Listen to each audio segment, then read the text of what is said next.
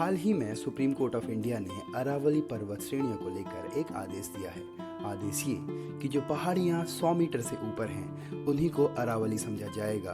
अगर पहाड़ियाँ नीची तो वो कागजों में अरावली नहीं। मतलब जंगल वही जो परिभाषा में फिट बैठे, जो फिट ना बैठा उसकी सुरक्षा सवालों के घेरे में। लेकिन ये कोई ऐसी बात नहीं जो हिंदुस्तान के इतिहास में पहली बार हो रही हो। दरअसल 1970 में उत्तराखंड के चमोली जिले के रेणी गांव में भी कुछ ऐसा ही हुआ था।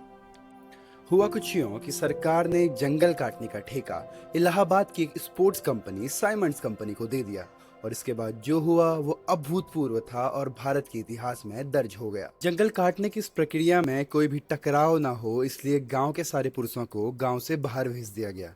लेकिन गांव की ही एक महिला जिनका नाम था गौरा देवी, उन्होंने गांव की सारी महिलाओं को इकट्ठा करा और वो जंगल में पेड़ों के पास जाके चिपक गई और उन्होंने ठेकेदार से कहा कि अगर आपको पेड़ों को काटना है तो पहले हमें काटना होगा।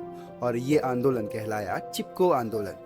परिणाम के तौर पर बिना एक भी मौत के सरकार और साइमंड्स कंपनी को रुकना पड़ा और हिमालय में 15 साल तक पेड़ों की कमर्शियल कटाई पर रोक लगा दी गई और चिपको आंदोलन का नाम दर्ज हुआ भारत के सबसे सफल और अहिंसक आंदोलनों में से एक के तौर पे। गौरा देवी आज भी उन सभी लोगों के लिए एक प्रेरणा के तौर पर काम करती हैं जो जंगलों और पर्यावरण से प्रेम करते हैं। उनके इस योगदान को सम्मान देने के लिए उत्तराखंड सरकार प्रत्येक वर्ष ऐसे लोगों को गौरा देवी पर्यावरण सम्मान से सम्मानित करती है जो पर्यावरण के बचाने को लेकर काम कर रहे हैं। और ये वाजिब भी है क्योंकि गौरा देवी ने ये नहीं पूछा कि पेड़ों की हाइट क्या है, वो जंगल है कागजों में या नहीं है। उन्होंने सिर्फ ये बोला, जंगल है तो जिंदगी है।